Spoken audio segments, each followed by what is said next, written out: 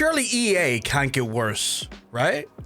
So it looks like EA has been acquired by a few investment companies, one being PIF, which is a Saudi-led company, in order to acquire the full business, its properties, its developers, the whole shebang. This isn't kind of a shock if you kind of look at what Saudi Arabia has been doing for the last wee while, especially with the sports washing stuff they do to try and lauder their reputation. They kind of make their actual perceived nature internationally look a lot better, and what better company for them to buy than EA? The reason why I say this is because EA actually has the majority of the biggest sports franchises on the market, and it makes sense for a country that tends to invest heavily in sports to launder their reputation to go after EA, considering they have FC 25, the NHL franchises, Madden, Formula 1, the whole shebang, even UFC now to think about it. So what better actual company to try and continue the sports washing than actually going into EA? This calls into question what we're actually going to see from EA from the standpoint of actual other properties such as like Dragon Age or Battlefield or other properties that are not necessarily sports related. On top of that, we've also been made aware that the actual purchase required a $20 billion loan. So I'd say get ready for a hell of a lot of microtransactions being shoved up your butt, because that's how they're going to try and recoup that cost back. When it comes to the actual division of properties, it's hard to say. We might see them sell off some franchises or some developers that they see no need for, maybe to recoup some of that money back, or they might go the actual, say,